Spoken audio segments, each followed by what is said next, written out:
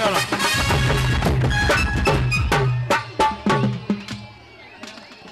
జై తెలంగాణ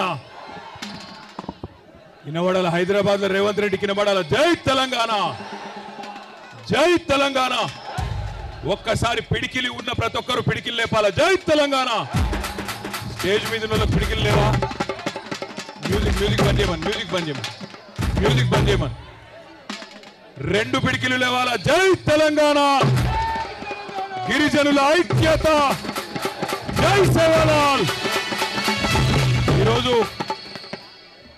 మానుకోటలో ఈ మహాధర్నా కార్యక్రమాన్ని ఏర్పాటు చేసిన మా ఆడబిడ్డ మహబూబాబాద్ జిల్లా బీఆర్ఎస్ పార్టీ అధ్యక్షురాలు మాజీ పార్లమెంట్ సభ్యురాలు సోదరి మాలోత్ కవిత గారు, గౌరవ మాజీ మంత్రి మీ అందరికీ సుపరిచితులైన పెద్దలు శ్రీమతి సత్యవతి రాథోడ్ గారు, గౌరవనీయులు పెద్దలు మరొక మాజీ మంత్రివర్యులు రెడ్డియా నాయక్ గారు, గౌరవనీయులు మన మహబూబాబాద్ మాజీ శాసనసభ్యులు సోదరులు శంకర్ నాయక్ గారు, గౌరవనీయులు మాజీ మంత్రివర్యులు పెద్దలు ఎర్రబెల్లి దయాకర్ రావు గారు, శాసన మండలిలో మన పార్టీ ప్రతిపక్ష నాయకులు గౌరవనీయులు మధుసూదనాచారి గారు, జనగామ శాసనసభ్యులు సోదరులు పల్లా రాజేశ్వర్ రెడ్డి గారు, సూర్యాపేట శాసనసభ్యులు మాజీ మంత్రివర్యులు గుంతకండ్ల జగదీశ్వర్ రెడ్డి గారు, హుజూరాబాద్ ఎమ్మెల్యే సోదరుడు పాడి కౌశిక్ రెడ్డి గారు, పెద్దలు మీ అందరికీ సుపరిచితులు ఒక డైరెక్టర్ జనరల్ ఆఫ్ పోలీస్ ర్యాంకులో పనిచేసి ఈరోజు కష్టకాలంలో కేసీఆర్ గారికి మన పార్టీకి అందరికీ అండగా ఉంటున్న గౌరవనీయులు మొన్ననే నాగర్ కర్నూలు పార్లమెంట్ అభ్యర్థిగా పోటీ చేసిన శ్రీ ఆర్ఎస్ ప్రవీణ్ కుమార్ గారు, గౌరవ మాజీ శాసనసభ్యులు సోదరి హరిప్రియ నాయక్ గారు, గౌరవనీయులు మహబూబాబాద్ ముద్దుబిడ్డ మీ అందరికీ సుపరిచితులు ఎమ్మెల్సీ తక్కల్లపల్లి రవీందర్రావు గారు, గౌరవనీయులైన నర్సంపేట మాజీ శాసనసభ్యులు సోదరులు పెద్ది సుదర్శన్ రెడ్డి గారు, వరంగల్ మాజీ శాసనసభ్యులు సోదరులు నన్నపనేని నరేందర్ గారు, అదే మాదిరిగా గౌరవనీయులైన మా ఎంపీ గారు రాజ్యసభలో మీ అందరికీ ఆప్తుడు మహబాద్ ముద్దుబిడ్డ అన్న వద్దిరాజు రవిచంద్ర గారు, మాజీ మంత్రి రెడ్డి నాయక్ గారి పేరు చెప్పిన, ఇంకా మాజీ ఉప ముఖ్యమంత్రి గారు పెద్దలు అన్నగారు డాక్టర్ తాటికొండ రాజయ్య గారు, భూపాలపల్లి మాజీ శాసనసభ్యులు గౌరవనీయులైన గండ్రా వెంకటరమణారెడ్డి గారు, సత్తుపల్లి మాజీ శాసనసభ్యులు సీనియర్ నాయకులు అన్న సండ్రా వెంకట వీరయ్య గారు, మహబూబాబాద్ జిల్లా పరిషత్ చైర్మన్ సోదరి బిందు గారు, ఇంకా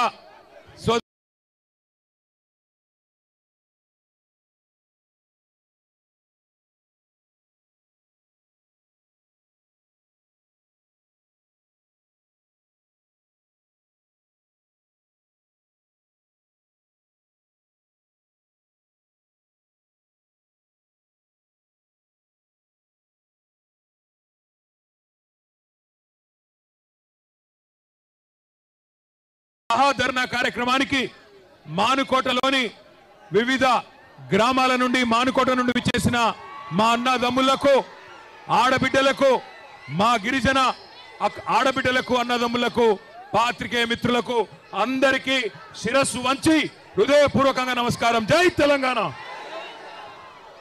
14 ఏళ్ల కిందట, సరిగ్గా 14 ఏళ్ల కిందట ఇదే మానుకోట ఆనాడు తెలంగాణ ఉద్యమంలో ఒక పెద్ద మలుపుకు కారణమైంది. ఇదే మానుకోట. మళ్ళీ ఈరోజు ఈ కాంగ్రెస్ ప్రభుత్వానికి నియంతలాగా విర్రవీగుతున్న ఎస్సీ ఎస్టీ బీసీల భూములు గుంజుకుంటా ఏం చేస్తారో చేసుకోండి అంటూ విర్రవీగుతున్న ఈ కొత్త నియంత రేవంత్ రెడ్డికి బుద్ధి చెప్పేందుకు కదిలి వచ్చిన మా తోబుట్టువులందరికీ పేరు పేరున హృదయపూర్వకంగా నమస్కారాలు. అసలు ఏం జరిగింది లగచర్లలో మీకు ఒక్క నిమిషం చెప్పాల్సిన బాధ్యత మా మీద ఉన్నది. ఎందుకు వచ్చిన మానుకోటకు చెప్పవలసిన బాధ్యత మా మీద ఉన్నది. లగచర్లలో ఏం జరిగింది అంటే కొడంగల్లో ముఖ్యమంత్రి గారి నియోజకవర్గంలో ఏం జరుగుతా ఉన్నదంటే ఒక్క మాట మీరందరూ దయచేసి జాగ్రత్తగా వినాలా. 9 నెలలుగా లగచర్లలో, దుద్యాల మండలంలో, కొడంగల్లులో అక్కడ ఉండే గిరిజన రైతులు, అక్కడ ఉండే దళిత రైతులు, అక్కడ ఉండే బీసీ రైతులు తిరగబడ్డారు ముఖ్యమంత్రి మీద. 3000 ఎకరాలు, 3000 ఎకరాల భూములు, మరి పేద చిన్న సన్నకారు రైతుల భూములు ఫార్మా విలేజ్ కోసం అని చెప్పి తీసుకుంటానని చెప్పి ముఖ్యమంత్రి ఈ ప్రభుత్వం మరి కాగితాల మీద కాగితాలు కదుపుతుంటే అక్కడ ఉండే మా లంబాడ అన్నదమ్ములు, మా బంజారా ఆడబిడ్డలు తిరుగుబాటు చేసిండ్రు. 9 నెలలుగా అక్కడ టెంట్ వేసుకొని ధర్నా చేస్తా ఉన్నారు. ముఖ్యమంత్రి, నువ్వు మా ఓట్లతో గెలిచినావు, మా మాట విను, ఈ నిర్ణయం మార్చుకో అని చెప్పిండ్రు. కానీ 9 నెలలకెళ్ళి ముఖ్యమంత్రికి టైం దొరకలేదు, ముఖ్యమంత్రికి సమయం దొరకలేదు. సొంత నియోజకవర్గంలో ఓటేసి గెలిపించిన అక్కడి ఆడబిడ్డలు, గిరిజన ఆడబిడ్డలను కానీ, అక్కడ ఉన్న దళిత అన్నదమ్ములను కానీ కలుసుకునే టైం ముఖ్యమంత్రికి లేదు. ఎక్కే విమానం, దిగే విమానం, ఢిల్లీకి పోవాలి రావాలి 28 సార్లు వేయండు, 28 రూపాయలు కూడా తేలేకపోయిండు. అట్లాంటి ముఖ్యమంత్రి ఈరోజు సొంత నియోజకవర్గంలోనే ఈరోజు తిరుగుబాటును ఎదుర్కొంటా ఉన్నాడు. మొన్న జరిగింది అధికారులకు వ్యతిరేకంగా జరిగిన నిరసన ప్రదర్శన కాదు. అధికారులు పోతే నిరసన వ్యక్తం చేసిండ్రు, అదే రేవంత్ రెడ్డి పోతే ఉరికిచ్చి కొట్టేటోళ్ళు మొన్న మా గిరిజన అన్నదమ్ములు. ఇది వాస్తవం. ఎందుకంటే మీకు తెలుసు, ఇదే భారతదేశంలో ఈయన కంటే నేను చాలా గొప్పవాడిని అనుకునే నరేంద్ర మోడీనే, భారత ప్రధానమంత్రినే సంవత్సరం పాటు రైతులు ఆందోళన చేస్తే ఆ నల్ల చట్టాలు వెనుకకు తీసుకోక తప్పని పరిస్థితి. అది రైతుల పవర్, అది రైతుల పవర్ భారతదేశంలో. ఇలా రైతులతోనే పెట్టుకున్నాడు రేవంత్ రెడ్డి. చిన్న సన్నకారు రైతులు బక్కజిక్కిన ప్రాణాలు, వాళ్ళతోని ఇలా జులుం చేసే ప్రయత్నం చేస్తా ఉన్నాడు. మమ్మల్ని అన్నాడు, మాకు డీజీపీ గారికి ఫోన్ చేస్తే మానుకోటలో ధర్నా ఉన్నది, మా గిరిజన అన్నదమ్ముల కోసం, మా గిరిజన రైతుల కోసం, మా ఆడబిడ్డల కోసం, ఎవరినైతే మీరు ఇవాళ జైల్లో పెట్టినరో 30 మంది రైతులను, వాళ్లకు సంఘీభావంగా మానుకోటలో ఉండే మా బంజారా అన్నదమ్ములు కదులుతున్నారు అంటే ఆయన అంటాడు, డీజీపీ గారు అయిపోయింది కదా లగచర్ల, ఇక్కడెందుకు అంటాడు, మానుకోటలో ధర్నా ఎందుకు అంటాడు. ఒక్క మానుకోటలోనే కాదు రేవంత్ రెడ్డి, ఈ రాష్ట్రంలో అవసరమైతే ఎక్కడెక్కడ బీద వాళ్ళు ఉన్నారో, ఎక్కడెక్కడ గిరిజన రైతులు ఉన్నారో, ఎక్కడెక్కడ మా దళిత అన్నదమ్ములు ఉన్నారో, ఎక్కడెక్కడ బలహీన వర్గాల అన్నదమ్ములు ఉన్నారో, మొత్తం 119 నియోజకవర్గాల్లో అవసరమైతే ఆ కొడంగల్ బక్కజిక్కిన రైతుల కోసం తప్పకుండా బీఆర్ఎస్ పార్టీ ధర్నా చేస్తుంది, కదం దొక్కుతుంది, కదులుతుంది. నీ ప్రభుత్వాన్ని కూకటి వేళ్లతో పెగిలించేదాకా వదిలిపెట్టమనే మాట కూడా విజ్ఞప్తి చేస్తా ఉన్నా. ఇంకొక మాట నేను అడుగుతా ఉన్నా, మిమ్మల్ని ఆలోచించమని కోరుతున్నా. ఎవరి కోసం? ఫార్మా విలేజ్ అల్లుని కోసం అక్కడ ఫార్మా దుకాణం పెట్టి వాళ్ళ సొంత అల్లుని కోసం ఇవాళ పేదవాళ్ళ భూములు గుంజుకునే ప్రయత్నం చేస్తా ఉన్నాడు. ఈ ముఖ్యమంత్రి పేదోళ్ళ కోసం పనిచేస్తలేడు. అదాని కోసం, అల్లుని కోసం, అన్నగాని కోసం, తమ్ముడి కోసం, వాళ్ళ కోసం తప్ప రాష్ట్రంలో రైతుల కోసం కానీ పేదవాళ్ళ కోసం కానీ ఈ ముఖ్యమంత్రి పనిచేస్తలేడు. ఒక్కసారి ఆలోచించండి. ఇంకో 10 రోజులైతే సంవత్సరం నిండుతుంది రేవంత్ రెడ్డి ప్రభుత్వం కూర్చొని. ఏం చెప్పిండు అన్నాడు, యాదకుండాల మీ అందరికీ మహబాద్కి వచ్చి ఇవాళ ఇక్కడున్న ఎమ్మెల్యే, డోర్నకల్ ఎమ్మెల్యే, అదేవిధంగా మహబాద్ జిల్లాలోని ఇల్లెందు ఎమ్మెల్యే సమాధానం చెప్పాలా. మీరే కదా ఇంటింటికి వచ్చింది, మీరే కదా గల్లీ గల్లీ తిరిగింది, 6 గ్యారంటీలు అన్నారు, 100 రోజుల్లో అమలు చేస్తామన్నారు, పేదవాళ్ళకు అండగా నిలబడతామన్నారు. ఏ ఒక్క హామీ అన్న అమలు అయిందా? ఒక్కసారి చెప్పవలసిందిగా కోరుతా ఉన్నా.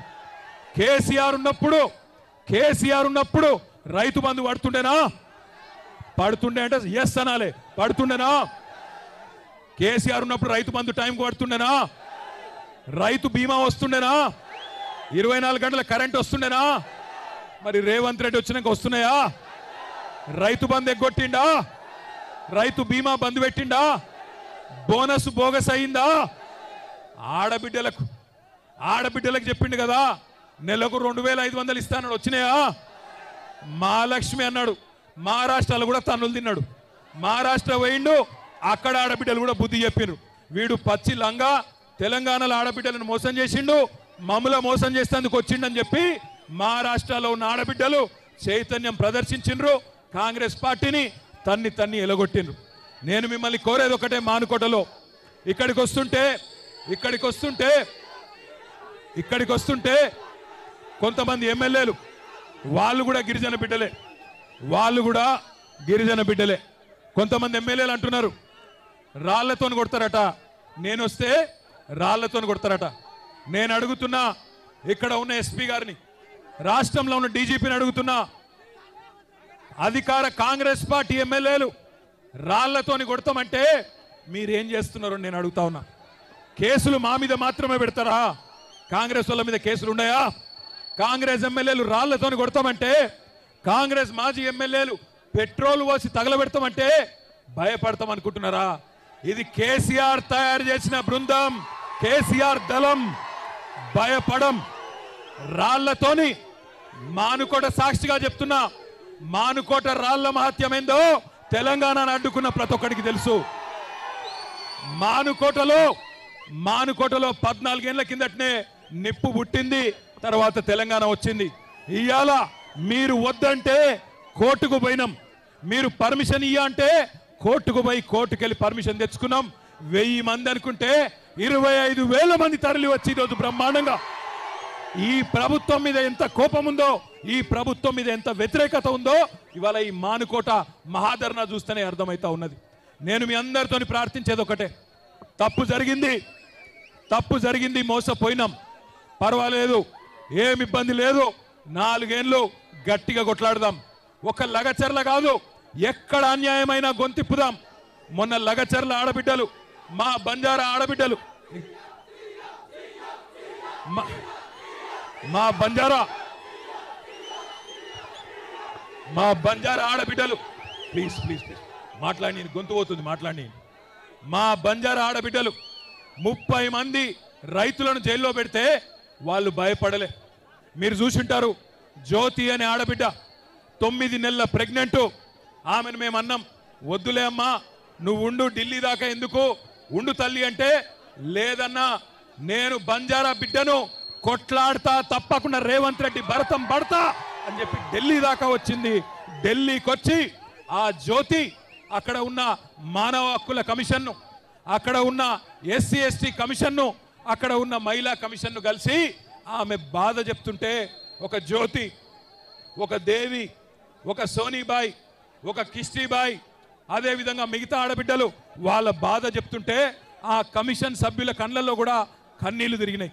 వాళ్లకు కన్నీళ్ళు వస్తున్నాయి, కానీ ఇక్కడ ఉన్న రేవంత్ రెడ్డికి కానీ, ఇక్కడ ఉన్న కాంగ్రెస్ ఎమ్మెల్యేలకు కానీ గిరిజన బిడ్డల కష్టాలు కనబడతలేవు. అందుకే నేను అనేది, లగచర్లలో జరిగింది ఇవాళ రేపు మనకు కూడా జరగచ్చు, రేపు మానుకోటలో కూడా జరగచ్చు, రేపు మిర్యాలగూడలో జరగచ్చు, సాగర్లో జరగచ్చు, రాష్ట్రంలో ఎక్కడైనా జరగచ్చు. అందుకే ఒక దగ్గర ఒక్కలకు అన్యాయం అయితే, ఎట్లయితే ఒక కాకికి దెబ్బ తగిలితే 100 కాకులు వచ్చి కావు కావుమని కాపాడుకుంటాయో, అట్లాగే తెలంగాణలో ఏ గిరిజన బిడ్డకు అన్యాయమైనా, ఏ గిరిజన ఆడబిడ్డకు అన్యాయమైనా రాష్ట్రం అంతా కదలాలే. మా గిరిజన అన్నదమ్ములు కదం దొక్కాలని విజ్ఞప్తి చేస్తా ఉన్నా. మీరే కదా ఆనాడు కేసీఆర్ ను డిమాండ్ చేస్తే మీకోసమే కదా 6% రిజర్వేషన్ 10% చేసింది. 6% రిజర్వేషన్ చేసింది, 10% కేసీఆర్ గారు చేసిన మాట వాస్తవమేనా? కేసీఆర్ గారు 6% రిజర్వేషన్ 10% చేసిన మాట వాస్తవమేనా కాదా? పోడు భూముల పట్టాలు ఇచ్చింది వాస్తవమేనా? తాండాలు పంచాయతీలు చేసింది వాస్తవమేనా?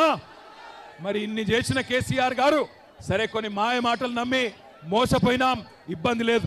కానీ రేపటి రోజున ఈ రేవంత్ రెడ్డిని, కాంగ్రెస్ ప్రభుత్వాన్ని మానుకోటలోనే కాదు, ఊరూరా ఉరికిచ్చి కొట్టే బాధ్యత కూడా, ఉరికిచ్చి ఓట్లతో తరిమే బాధ్యత కూడా మీరే తీసుకోవాలా.